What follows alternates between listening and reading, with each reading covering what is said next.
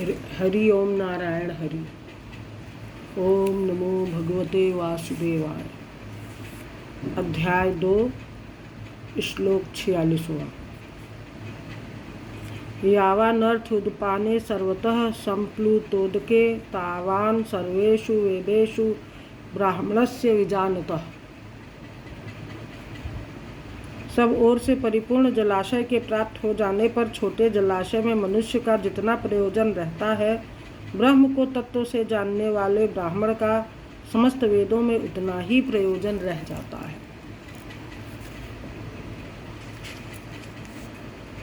कर्मण्येवाधिकारस्ते मा फलेषु कदाचन मा कर्म फल हेतुर्भूमा ते संगो अस्त्व कर्मणि। तेरा कर्म करने में ही अधिकार है, उसके फलों में कभी नहीं। इसलिए तू कर्मों के फल का हेतु मत हो तथा तेरी कर्म न करने में भी आसक्ति न हो। योगस्थः कुरु कर्माणि संगम त्यक्त्वा धनंजय सिद्धय सिद्धयोः समो भूत्वा समत्वम योग उच्यते। हे धनंजय, तू आसक्ति को त्याग कर तथा सिद्धि और असिद्धि में समान बुद्धि वाला होकर योग में स्थित हुआ कर्तव्य कर्मों को कर। समत्व ही योग कहलाता है। दूरेण ह्यवरम कर्म बुद्धि योगात् धनंजय बुद्धौ शरण मन्विच्छ कृपणाः फल हेतवः। इस समत्व रूप बुद्धि योग से सकाम कर्म अत्यंत ही निम्न श्रेणी का है। इसलिए हे धनंजय, तू समबुद्धि में ही रक्षा का उपाय ढूंढ, अर्थात बुद्धि योग का ही आश्रय ग्रहण कर, क्योंकि फल के हेतु बनने वाले अत्यंत दीन है। बुद्धियुक्तो जहातीह उभे सुकृत दुष्कृते तस्माद्योगाय युज्यस्व योगः कर्मसु कौशलम। समबुद्धि युक्त पुरुष पुण्य और पाप दोनों को इसी लोक में त्याग देता है, अर्थात उनसे मुक्त हो जाता है। इससे तू समत्व रूप योग में लग जा। यह समत्व रूप योग ही कर्मों में कुशलता है, अर्थात कर्म बंधन से छूटने का उपाय है। कर्मजं बुद्धियुक्ता ही फलम त्यक्त्वा मनीषिणः जन्म बंध विनिर्मुक्ताः पदम गच्छन्त्यनामयम्। क्योंकि समबुद्धि से युक्त ज्ञानी जन कर्मों से उत्पन्न होने वाले फल को त्याग कर जन्म रूप बंधन से मुक्त हो निर्विकार परम पद को प्राप्त हो जाते हैं। यदा ते मोहकलिलं बुद्धिर्व्यतित ऋष्यति तदा गन्तासि निर्वेदं श्रोतव्यस्य श्रुतस्य च। जिस काल में तेरी बुद्धि मोह रूप दलदल को भली भांति पार कर जाएगी, उस समय तू सुने हुए और सुनने में आने वाले इस लोक और परलोक संबंधी सभी भोगों से वैराग्य को प्राप्त हो जाएगा। श्रुति विप्रतिपन्ना ते यदा यथास्यति निश्चला समावधा वचला बुद्धिस्तदा योगम वाप्स्यसि। श्रुति विप्रतिपन्ना ते यदा यथास्यति निश्चला समाधा वचला बुद्धिस्तदा योगम वाप्स्यसि। भांति भांति के वचनों को सुनने से विचलित हुई तेरी बुद्धि जब परमात्मा में अचल और स्थिर ठहर जाएगी, तब तू योग को प्राप्त हो जाएगा, अर्थात तेरा परमात्मा में नित्य संयोग हो जाएगा। अर्जुन उवाच स्थित प्रज्ञस्य का भाषा समाधिस्थस्य केशव स्थितधीः की किम प्रभाषेत किमासीत व्रजेत किम। अर्जुन बोले, हे केशव, समाधि में स्थित परमात्मा को प्राप्त हुए स्थिर बुद्धि पुरुष का क्या लक्षण है? वह स्थिर बुद्धि पुरुष कैसे बोलता है, कैसे बैठता है और कैसे चलता है? श्री भगवान उवाच प्रजहाति यदा कामान् सर्वान् पार्थ मनोगतान् आत्मन्येवात्मना तुष्टः स्थित प्रज्ञस्तदोच्यते। श्री भगवान बोले, हे अर्जुन, जिस काल में यह पुरुष मन में स्थित संपूर्ण कामनाओं को भली भांति त्याग देता है और आत्मा से आत्मा में ही संतुष्ट रहता है, उस काल में वह स्थित प्रज्ञ कहा जाता है। दुखेष्वनुद्विग्नाः सुखेषु विगत स्पृहः वीतराग भय क्रोध स्थित धीर मुनिरुच्यते। दुखों की प्राप्ति होने पर जिसके मन में उद्वेग नहीं होता, सुखों की प्राप्ति में जो सर्वथा निष्प्रिय है तथा जिसके राग भय और क्रोध नष्ट हो गए हैं, ऐसा मुनि स्थिर बुद्धि कहा जाता है। यह सर्वत्रानभिस्नेह तत्प्राप्य शुभाशुभम नाभिनंदति न द्वेष्टि तस्य प्रज्ञा प्रतिष्ठिता। जो पुरुष सर्वत्र स्नेह रहित हुआ उस शुभ या अशुभ वस्तु को प्राप्त होकर न प्रसन्न होता है और न द्वेष करता है, उसकी बुद्धि स्थिर है। यदा संहरते चायं कूर्मो अंगानीव सर्वशः इंद्रियाणि इंद्रियार्थेभ्यस्तस्य प्रज्ञा प्रतिष्ठिता। और कछुआ सब ओर से अपने अंगों को जैसे समेट लेता है, वैसे ही जब यह पुरुष इंद्रियों के विषयों से इंद्रियों को सब प्रकार से हटा लेता है, तब उसकी बुद्धि स्थिर है, ऐसा समझना चाहिए। विषया विनिवर्तन्ते निराहारस्य देहिनः रसवर्जम रसो अप्यस्य परम दृष्ट्वा निवर्तते। इंद्रियों के द्वारा विषयों को ग्रहण न करने वाले पुरुष के भी केवल विषय तो निवृत्त हो जाते हैं, परंतु इनमें रहने वाली आसक्ति निवृत्त नहीं होती। इस स्थित प्रज्ञ पुरुष की तो आसक्ति भी परमात्मा का साक्षात्कार करके निवृत्त हो जाती है।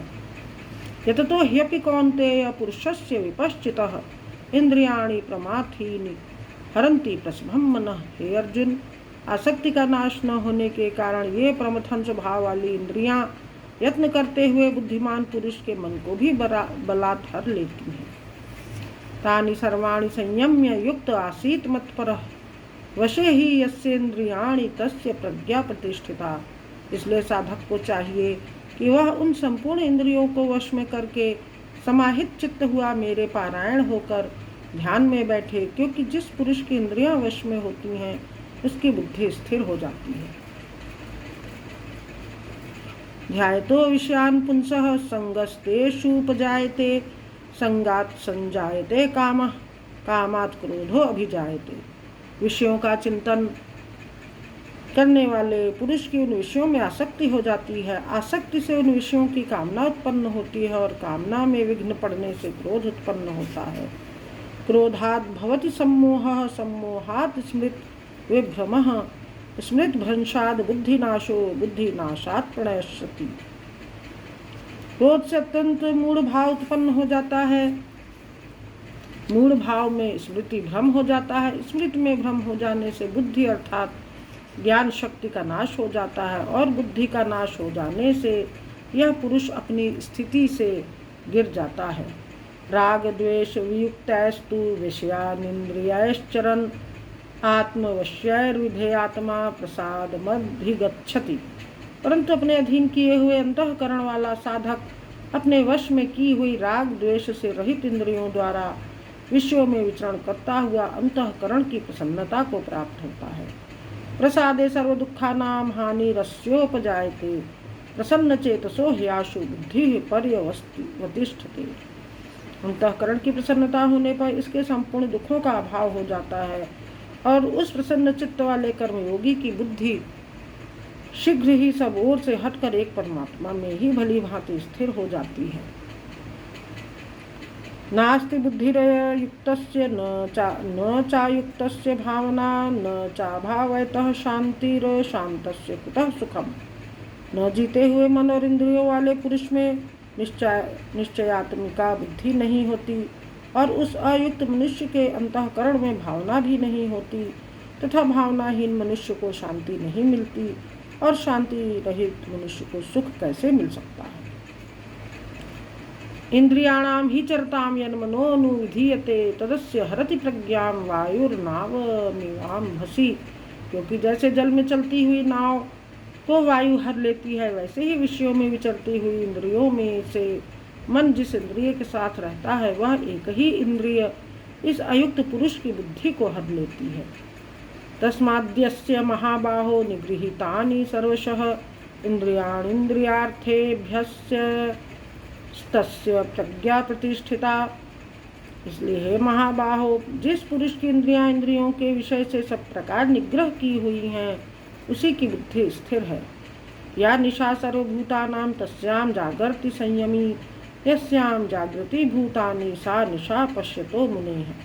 संपूर्ण प्राणियों के लिए जो रात्रि के समान है, उस नित्य ज्ञान स्वरूप परमानंद की प्राप्ति में स्थित प्रज्ञ योगी जागता है।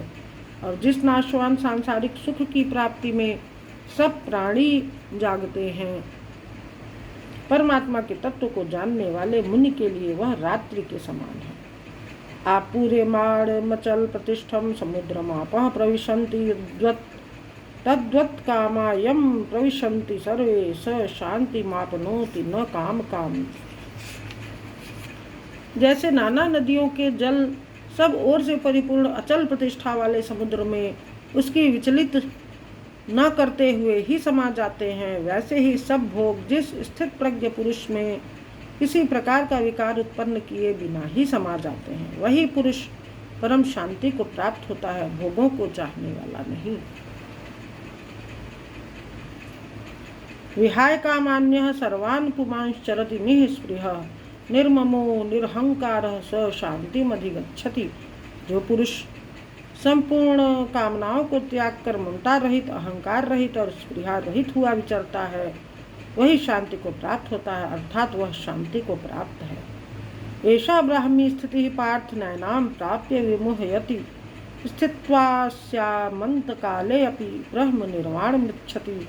हे अर्जुन, यह ब्रह्म को प्राप्त हुए पुरुष की स्थिति है। इसको प्राप्त होकर योगी कभी मोहित नहीं होता और अंतकाल में भी इस ब्राह्मी स्थिति में स्थित होकर ब्रह्मानंद को प्राप्त हो जाता है। श्लोक 72। ओम तत्सदिति श्रीमद्भगवद्गीतासु उपनिषत्सु ब्रह्म विद्यायां योगशास्त्रे श्रीकृष्णार्जुन संवादे सांख्य योगो नाम द्वितीयो। ओम तत्सत्। हरि ओम तत्सत्। हरि ओम तत्सत्। हरि ओम तत्सत्।